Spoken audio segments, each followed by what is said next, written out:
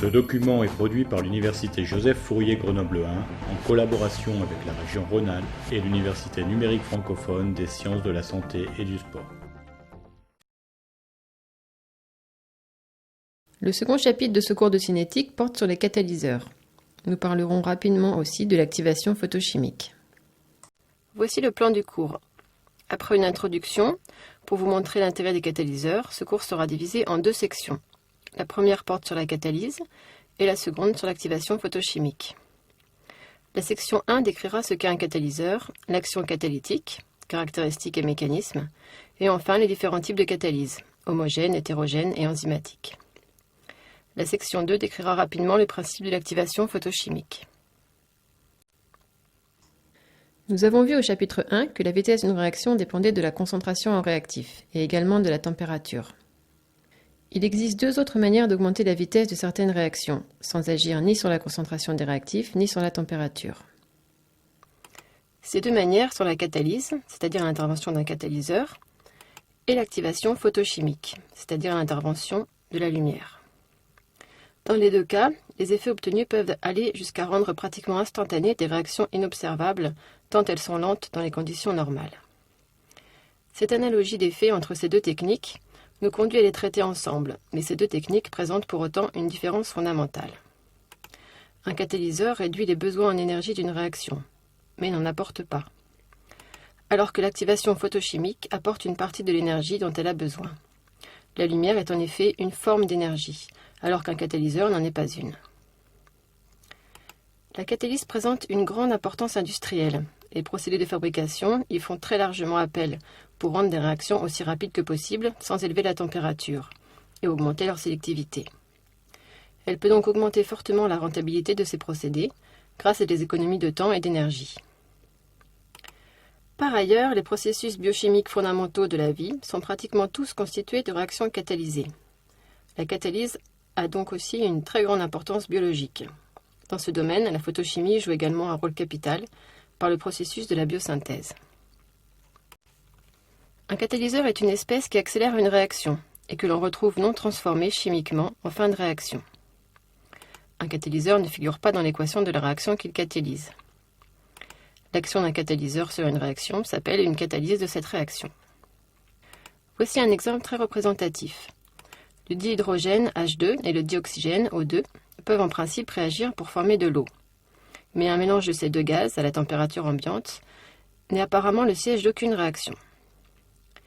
Il suffit cependant d'y introduire un petit fragment de platine, préparé d'une certaine façon, pour déclencher une violente réaction. Il y a eu un effet de catalyse, et le platine a donc joué le rôle de catalyseur. Nous venons de voir la définition d'un catalyseur. Voyons maintenant les caractéristiques de l'action catalytique. Par définition, le catalyseur n'est pas consommé dans la réaction à laquelle il participe, et on le retrouve intégralement lorsqu'elle est terminée. Il peut être recyclé, même en cours de réaction, la même molécule de catalyseur servant plusieurs fois. Il n'y a donc pas de rapport stoichiométrique entre les catalyseurs et les réactifs.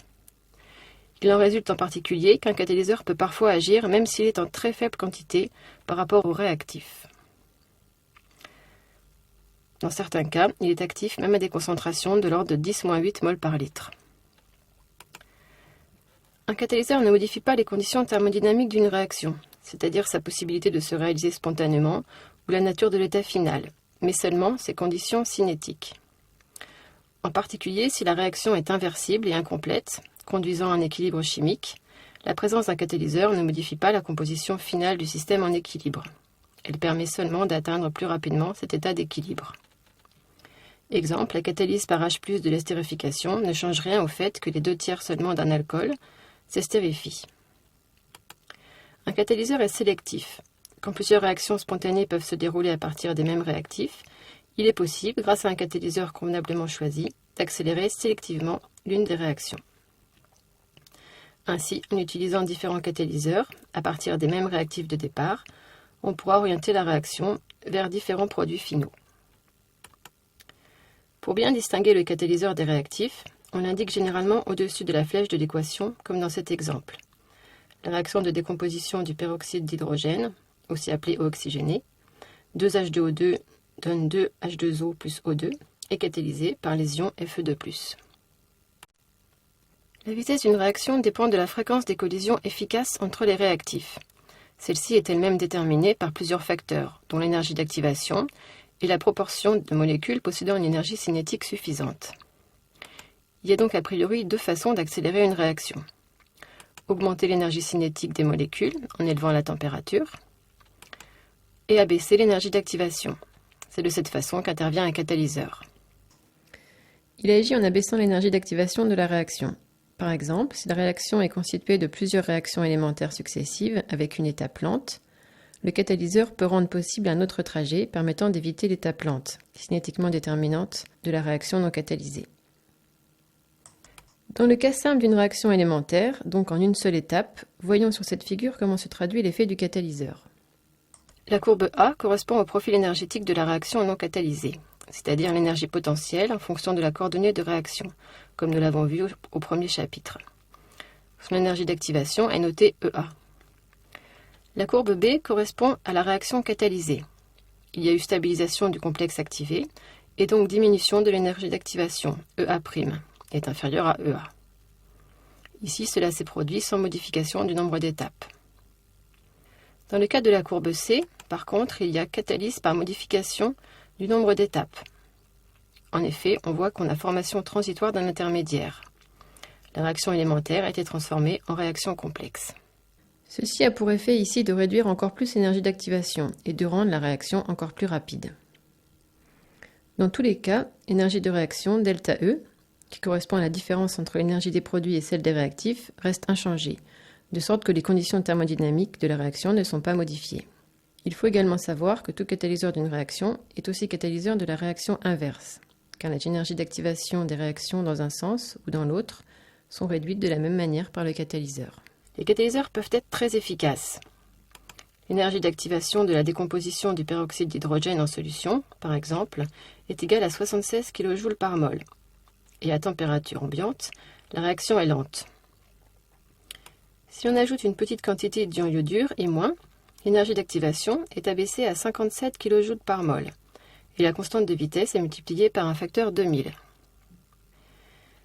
Les enzymes, qui sont des catalyseurs biologiques, sont très spécifiques et peuvent avoir un effet spectaculaire sur la réaction qu'elles contrôlent.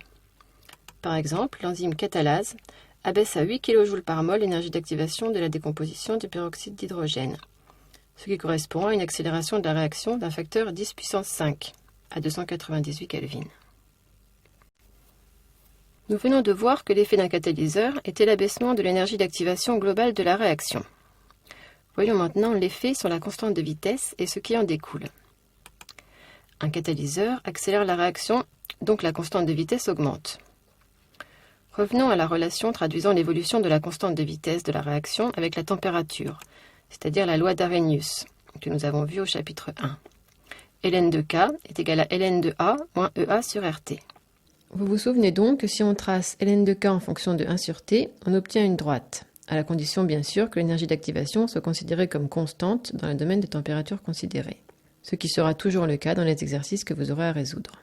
Sur cette figure, on a donc tracé les variations de ln de K en fonction de 1 sur T, pour une même réaction, dans deux cas, en absence et en présence de catalyseur. Les deux droites correspondent donc à la réaction non catalysée, en noir, et à la réaction catalysée, en bleu. On voit que la droite bleue a une pente plus faible que la noire. En effet, la pente de ces deux droites vaut moins EA sur R. Et nous venons de voir que l'énergie d'activation est plus faible dans le cas de la réaction catalysée, donc ici, dans le cas de la courbe bleue.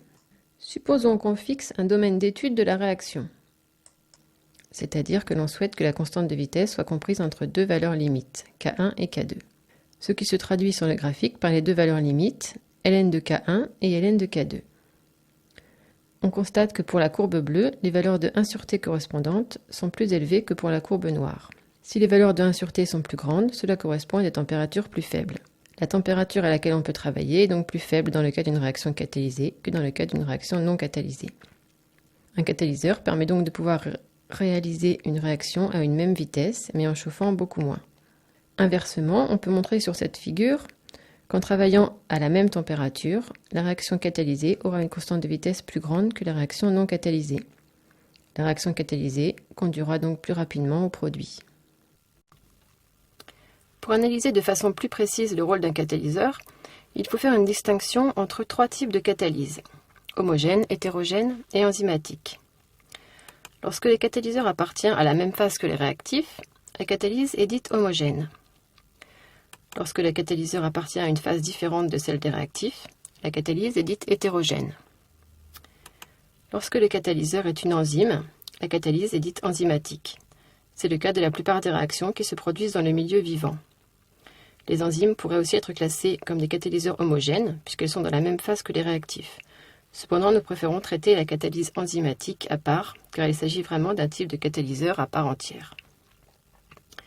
Nous allons détailler ces trois types de catalyse dans la suite du cours. Un catalyseur homogène est donc un catalyseur se trouvant dans la même phase que le mélange réactionnel. Ce catalyseur peut être par exemple un gaz dans un mélange de gaz ou un solide dissous dans un mélange liquide. La présence du catalyseur conduit à la formation d'un ou plusieurs intermédiaires qui n'existent pas dans la réaction non catalysée, et il est régénéré en fin de réaction. Voyons tout d'abord le cas des catalyses acides et basiques, qui sont des cas particuliers de la catalyse homogène. Commençons par la catalyse acide. Le catalyseur est un acide. L'étape clé est le transfert d'un proton H+ du catalyseur acide, noté HA, au substrat X. XA plus HA donne HX+, plus A-. Il s'agit ici simplement d'une réaction acido-basique entre un substrat basique et le catalyseur acide. Dans l'étape suivante, HX+ conduit au produit. HA étant un catalyseur, il est bien sûr reconstitué à la fin de la réaction. Pour la catalyse basique, cette fois, le catalyseur est une base, notée B. L'étape clé est le transfert d'un proton H+ du substrat XH au catalyseur basique B. XH plus B donne X- plus BH+. Cette fois, il s'agit d'une réaction acido-basique entre un substrat acide, HX, et un catalyseur basique B. L'étape suivante conduit au produit à partir de X-. Et de même que tout à l'heure, on reforme également le catalyseur B à la fin. Voici maintenant un exemple pour illustrer le mode d'action d'un catalyseur homogène. Nous allons examiner la cinétique de la décomposition du peroxyde d'hydrogène en milieu acide, catalysé par les ions bromure Br-. Cet exemple n'est évidemment pas à connaître par cœur. Il vous permettra de voir comment la concentration d'un catalyseur homogène peut intervenir dans la loi de vitesse. La réaction est la suivante: 2H2O2 qui donne 2H2O plus O2. Sans la présence du catalyseur, la réaction se fait lentement en une seule étape. En présence des ions Br- qui ont un effet catalytique sur cette réaction, la décomposition de H2O2 en milieu acide se décompose en 3 étapes élémentaires successives. On pense que la réaction se déroule en passant par un prééquilibre 1. H3O+, plus H2O2, qui donne H3O2+, plus H2O. Puis H3O2+, plus Br- donne HOBr plus H2O. La dernière étape est rapide et redonne Br-, le catalyseur, intervenant comme réactif à l'étape précédente. HOBr plus H2O2 donne H3O+, plus O2, plus Br-. Expérimentalement, il a été montré que la vitesse de la réaction dépendait du pH et de la concentration en ions Br-. Essayons de comprendre pourquoi. L'étape 1 étant un équilibre, on peut donc écrire sa constante d'équilibre K1 qui sera égale à concentration de H3O2+, divisé par la concentration de H2O2 fois la concentration de H3O+. Nous cherchons ici à exprimer la loi de vitesse de la réaction. Pour cela, il nous faut trouver la réaction cinétiquement déterminante, car c'est elle qui impose la vitesse de la réaction.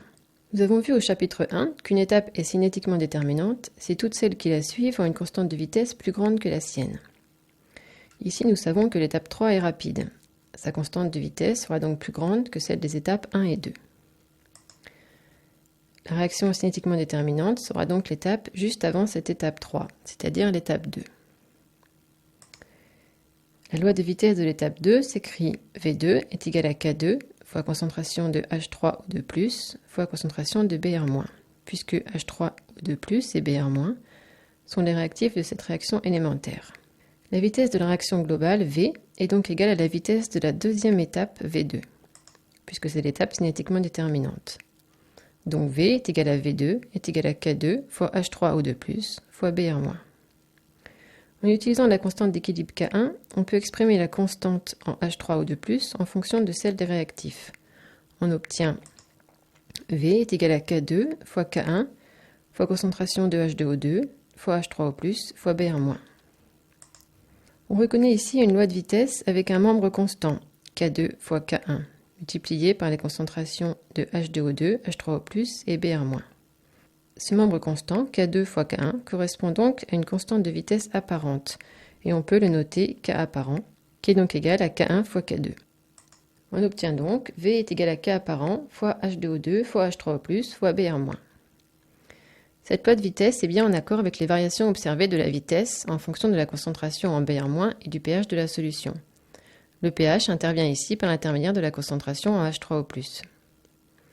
L'énergie d'activation observée pour la réaction catalysée correspondra à celle de la constante de vitesse apparente K2 fois K1.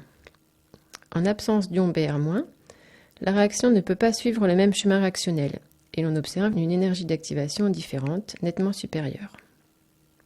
Ce qu'il est important de retenir, c'est qu'en catalyse homogène, la vitesse de la réaction dépend de la concentration en catalyseur, et la réaction est d'autant plus rapide que la concentration du catalyseur est grande. Passons maintenant à la catalyse hétérogène. Un catalyseur hétérogène est donc un catalyseur n'appartenant pas à la même phase que le mélange réactionnel. Le cas le plus courant est celui d'un catalyseur solide dans un système liquide ou gazeux. L'expérience montre clairement que l'effet catalytique est très directement lié à l'importance de la surface de contact entre les réactifs et le catalyseur. Le solide offre une surface sur laquelle se fixent les réactifs. Ces associations facilitent la rencontre des réactifs et provoquent une augmentation de la vitesse de réaction. Ce qu'on peut voir sur cette photo est une mousse utilisée au niveau des pots catalytiques des automobiles. C'est un catalyseur hétérogène qui permet d'optimiser la réaction de combustion du mélange air-essence et réduit considérablement le dégagement de gaz nocifs dans l'atmosphère.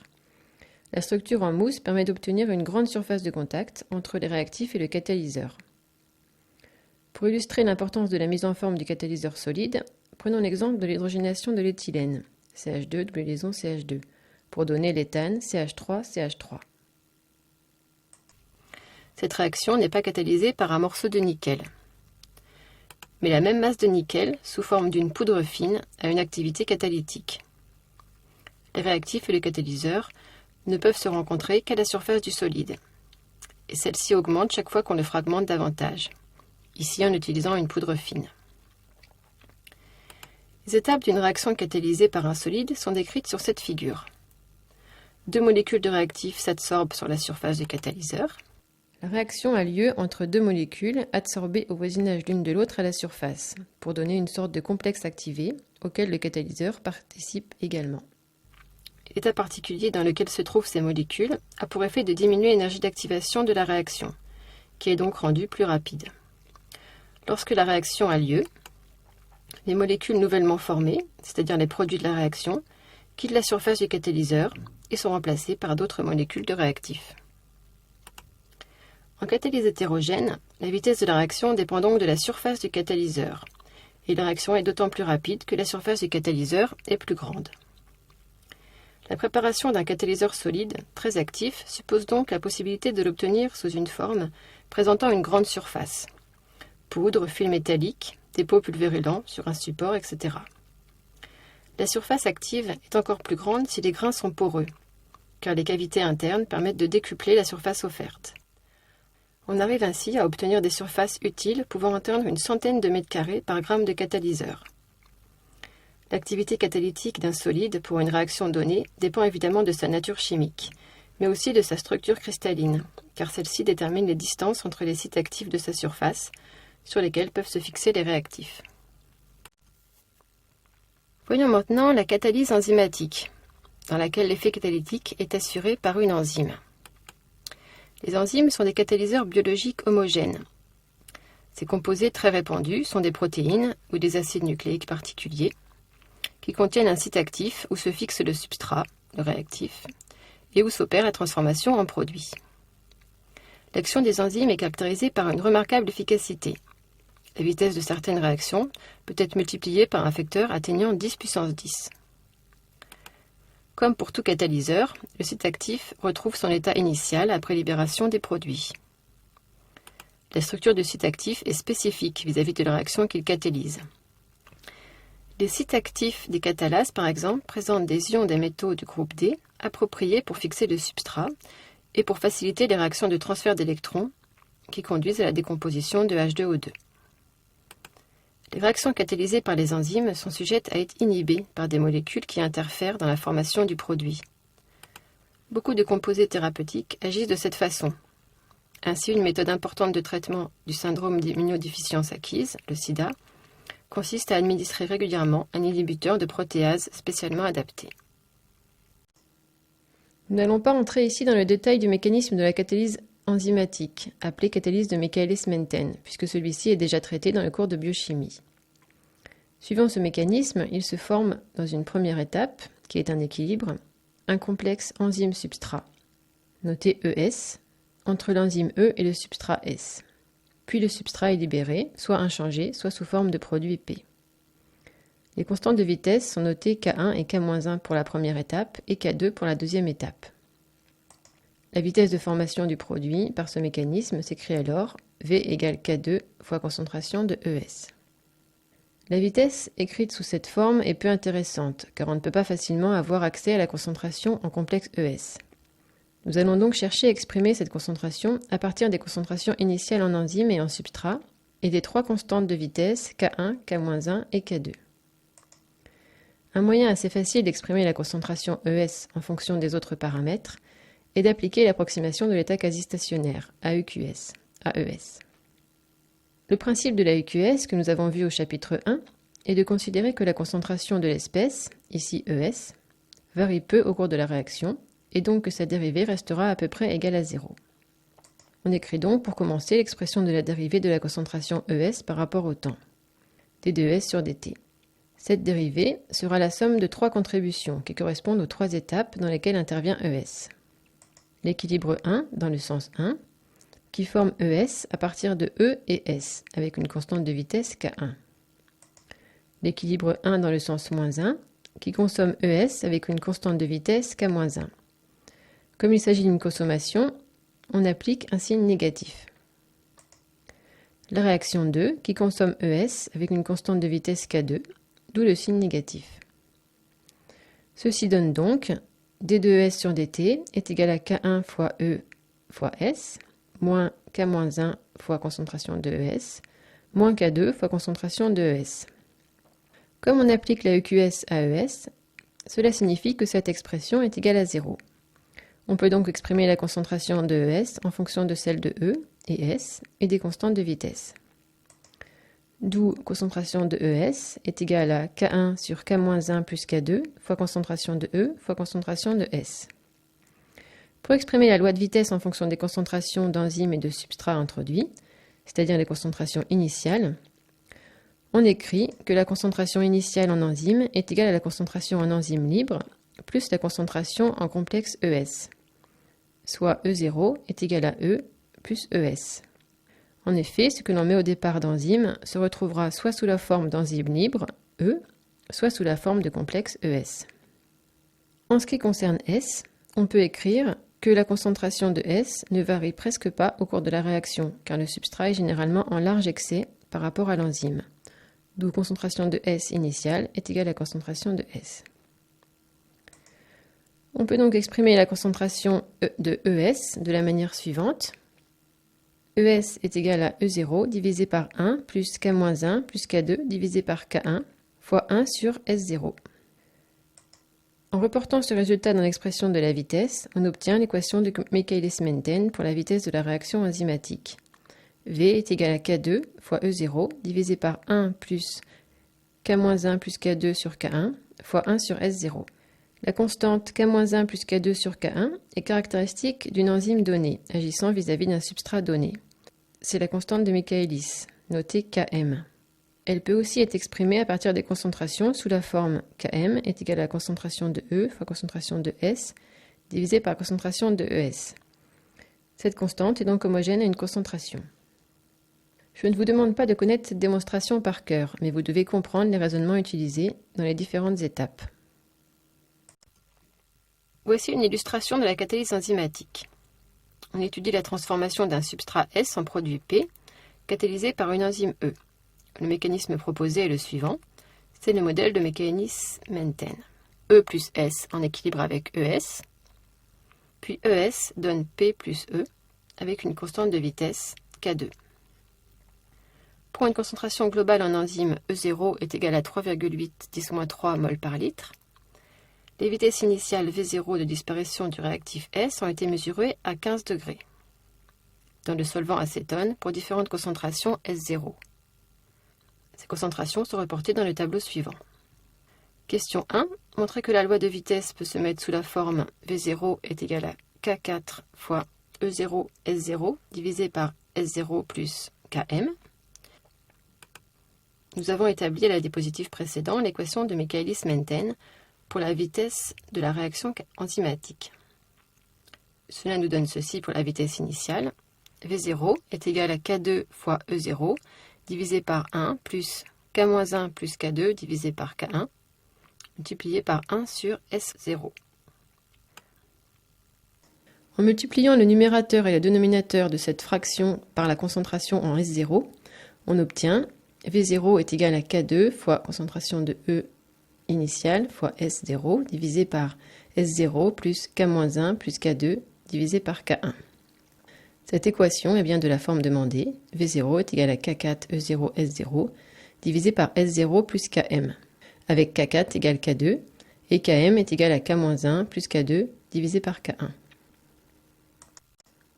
Question 2. Montrez que ce résultat est en accord avec les données expérimentales fournies. Calculez K4 et Km à partir d'une représentation graphique. D'après la relation établie à la question 1, V0 est égal à K4 fois E0 fois S0 divisé par S0 plus Km. On peut écrire 1 sur V0 est égal à S0 plus Km divisé par K4 E0 S0, ce qui est aussi égal à 1 divisé par K4 E0 plus Km divisé par K4 E0 S0. On trace donc 1 sur V0 en fonction de 1 sur S0, qui sont les données qui sont fournies par le tableau. On obtient la courbe suivante. Attention, ici, les valeurs du tableau sont en millimoles par litre et en millimoles par litre par minute. Pour tracer cette courbe, les valeurs ont été exprimées en mol par litre et en mol par litre par minute. En faisant une régression linéaire, on obtient une droite d'équation 1 sur V0 est égale à 180,1 plus 31,32 fois 1 sur S0. D'après cette équation, on a 1 sur K4 E0 est égal à 180,1. On peut donc en déduire K4 car on sait que E0 vaut 3,8 10-3 mol par litre. K4 est égal à 1 sur 3,8 10-3 fois 180,1, ce qui est égal à 1,46 minutes moins 1. De même pour Km. Km divisé par K4 E0 est égal à 31,32. D'où, comme on sait que 1 sur K4 E0 vaut 180,1, Km est égal à 31,32 divisé par 180,1, ce qui vaut 0,1739 mol par litre. Dans ce type de calcul, faites bien attention aux unités. Une remarque générale. Dans les exercices où nous avons utilisé une représentation graphique, il est toujours possible de résoudre l'exercice sans passer par un graphique. En effet, au concours, il ne vous sera bien sûr pas demandé de tracer un graphique. Ici, par exemple, on peut calculer la pente entre deux points éloignés, les points 1 et 2 par exemple. On trouve ensuite l'ordonnée à l'origine avec la pente et les coordonnées x, y d'un point particulier. Un grand nombre de réactions sont déclenchées ou accélérées par l'action de la lumière. On les appelle les réactions photochimiques. Par exemple, il ne se produit pas de réaction dans un mélange de dihydrogène et de dichlore maintenu à l'abri de la lumière. Mais s'il est éclairé, même brièvement, la réaction s'y déclenche instantanément avec une allure explosive pour donner de l'acide chlorhydrique, HCl. La lumière déclenche la réaction en apportant de l'énergie par l'intermédiaire de ses photons. Les électrons des molécules, comme ceux des atomes, peuvent subir des transitions entre leur niveau fondamental et un de leurs niveaux excités, à la suite de l'absorption d'un photon. L'énergie d'un photon dépend de la fréquence du rayonnement, ou de sa longueur d'onde. Dans le domaine spectral du visible ou de l'ultraviolet, elle est de l'ordre de grandeur des énergies d'activation des réactions, et même des énergies de liaison. L'absorption d'un photon par une molécule peut donc fournir l'énergie d'activation d'une réaction. à l'occasion d'une collision de cette molécule avec une autre, même excitée, l'état de transition pourra être atteint. Il se réalise ainsi une activation photochimique qui accélère les réactions. Les molécules excitées photochimiquement peuvent aussi subir une coupure en deux fragments. C'est ce que l'on appelle une dissociation photochimique ou photolyse. Cette rupture s'effectue selon le mode homolytique et les deux fragments formés sont des radicaux libres, porteurs d'un électron célibataire. Par exemple, Cl2 qui va donner 2Cl point, ou CH3COCH3 qui donnera CH3CO point plus CH3 point. Les radicaux libres sont très réactifs et peuvent jouer le rôle d'intermédiaire dans de nombreuses réactions. Parmi les réactions photochimiques, deux méritent un intérêt particulier. Celle qui assure le mécanisme de la vision au niveau de la rétine de l'œil, et celle par laquelle les végétaux fabriquent leurs propres constituants à partir de CO2 et de H2O atmosphérique. C'est la photosynthèse. Cette dernière nécessite l'énergie du rayonnement solaire, captée par la chlorophylle. Voyons pour finir ce qu'il faut retenir de ce chapitre concernant la catalyse et l'activation photochimique. Dans la section 1, il est important de connaître la définition d'un catalyseur et ses caractéristiques. Il faut également savoir les différents types de catalyse et comprendre le modèle de Michaelis-Menten.